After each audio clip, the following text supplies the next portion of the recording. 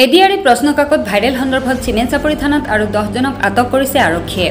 7 জনক স্বাস্থ্য পৰীক্ষাৰ বাবে চিমেন চাপৰি চিকিৎসালয়লৈ লৈ যোৱা হৈছে। 3 গৰাকীক এতিয়াও চিমেন চাপৰি থানাতে ৰখা হৈছে। আটাইকেইজন যুৱকে হোৱাটছআপ যোগে প্ৰথমে লাভ কৰিছিল প্ৰশ্নকাকতখন। এতিয়াও তদন্ত প্ৰক্ৰিয়া চলি আছে বুলি ধেমাজি জিলা আয়ুক্ত আৰু আৰক্ষী অধীক্ষকে জানিবলৈ দিছে। যি আমি গম পাইছোঁ যে ছ'চিয়েল মিডিয়া বা নিউজত এনেকুৱা কুৱেশ্যন বুকলেট এখন চাৰ্কুলেট হৈ আছে আৰু আমি এইটো কনফাৰ্ম কৰিলোঁ যে এইটো উপেন্দ্ৰ নেশ্যনেল একাডেমি চিমেন চাপৰি যিখন চেণ্টাৰ তাত ইছ্যু হোৱা কুৱেশ্যন বুকলেট। কিন্তু আমি যিটো ইনিচিয়েল পুলিচ ইনভেষ্টিগেশ্যন তাৰ পৰা আমি এইটো কনফাৰ্ম হৈছোঁ আৰু ফাৰ্দাৰ ডিটেইল ইনভেষ্টিগেশ্যন চলি আছে। ইতিমধ্যে কেছ ৰেজিষ্টাৰ হৈছে ইনস্পেক্টৰ স্কুলছৰ ফালৰ পৰা আৰু ইয়াতে আমি যিটো গম পাইছোঁ যে মংগল সিং বসুমতাৰী নামৰ এজন তাতে যি আমাৰ কেমেৰামেন, কাৰণ চিল খোলা সময়ত ভিডিঅ' ল'ব লাগে, ফটো ল'ব লাগে, তেওঁ পৰীক্ষা শেষ হোৱাৰ পাছত অৰ্থাৎ 1:30 বজাৰ পাছত তেওঁ মানে তেনেকৈ স্কেন কৰি কাৰোবাৰ লগত শ্বেয়াৰ কৰিলে আৰু বস্তুটো আজি মানে ভাইৰেল হৈছে।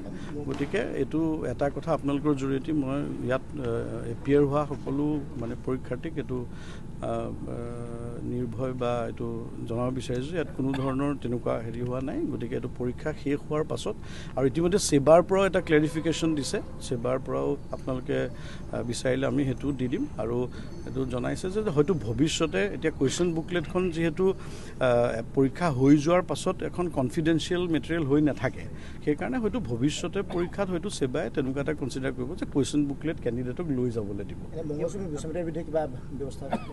হয়, ইতিমধ্যে কেছ ৰেজিষ্টাৰ হৈছে, তেওঁক এপ্ৰিহেণ্ড কৰা হৈছে আৰু বাকী যদি আপুনি আমাৰ আৰক্ষী অধীক্ষক। হয়, আপোনালোকে গম পাইছে এই ঘটনাটো সংক্ৰান্তত আমি যিজন ফটোগ্ৰাফাৰ আছিলে তেওঁ ভিডিঅ'গ্ৰাফাৰ হিচাপে তাত এনগেজ কৰিছিলে আৰু তেওঁৰ নাম হ'ল মংগল সিং বসুমতাৰী। তেখেতক ইতিমধ্যে আটক কৰা হৈছে আৰু ইনভেষ্টিগেশ্যন তদন্ত চলি আছে। ইয়াৰ লগত জড়িত যিসকল ব্যক্তি আছে আমি সেইসকলৰ বিৰুদ্ধে আইনমতে ব্যৱস্থা ল'ম আৰু ইতিমধ্যে যিটো ডিভাইচ তেওঁ ইউজ কৰিছিলে, যিটো মোবাইলৰ পৰা এই কামখিনি স্কেন কৰিছিলে তেওঁলোকে, সেইটো আমি চিজ কৰিছোঁ। গতিকে তদন্ত চলি আছে আৰু এতিয়ালৈকে আমি এজনক আটক কৰি আমি এতিয়ালৈকে ইনভেষ্টিগেশ্যনত যিখিনি কাম কৰিব লগা আছিলে প্ৰাৰম্ভিক অনুসন্ধান কৰি আমি গোচৰৰ তদন্ত আৰম্ভ কৰিছোঁ আৰু এতিয়ালৈকে আমি এজনক আটক কৰিছোঁ আৰু তেখেতে যিটো মোবাইলৰ পৰা এইটো ভাইৰেল কৰিছিলে যিটো ইনষ্ট্ৰুমেণ্ট, সেই ইনষ্ট্ৰুমেণ্ট আমি চিজ কৰিছোঁ আৰু তদন্ত প্ৰক্ৰিয়া চলি আছে। বাকী মই তদন্তৰ খাতিৰত তেতিয়া কওঁ। একচুৱেলি কি হৈছে জানেনে আপোনালোকে, যে যিটো কেমেৰা ইউজ কৰে আফটাৰ এক্সামিনেশ্যন ছাৰে কৈ দিলে, তাৰ পিছত এইটো এক্সামৰ সময়ত নহয়, এক্সামিনেশ্যনৰ পিছত এইটো পিছত হৈছিলে আৰু তেতিয়া যিটো PDF বনাইছিলে, স্কেম যিটো কৰিছিলে, সেইটো আমি অলৰেডি সেই ডিভাইচটো যিটো ডিভাইচ ইউজ কৰিছিলে আমি সেইটো কৰিছোঁ আৰু তদন্ত চলি আছে। তদন্তৰ আপোনালোকে গম পাব প্ৰক্ৰিয়া আৰম্ভ হোৱাৰ লগে লগে যিসকল ইয়াত যদি কোনোবা আৰু ব্যক্তি আছে জড়িত, সকলোখিনি এই তদন্তৰ আওতালৈ আহিব আৰু আইনমতে ব্যৱস্থা ল'ব। Thank U.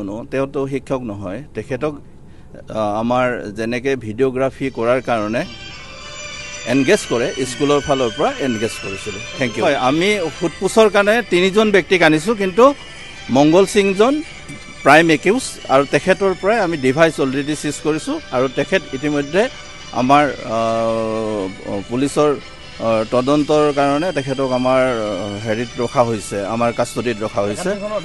আমি সোধপোছ কৰিছোঁ, তেখেতক মাতিছোঁ, চেণ্টাৰ ইনচাৰ্জক মাতি কথা বতৰা পাতিছোঁ, এছক মাতি কথা বতৰা পাতিছোঁ আৰু ইনভেষ্টিগেটৰ যিসকল আছে আমি তেখেতসকলৰ আমি অনুসন্ধান চলাম, তেখেতসকলক সোধপোছ কৰিম। গতিকে তদন্তৰ অগ্ৰগতিৰ বিষয়ে আপোনালোকক মই এতিয়াই বিশেষ ক'ব নোৱাৰোঁ। Thank U.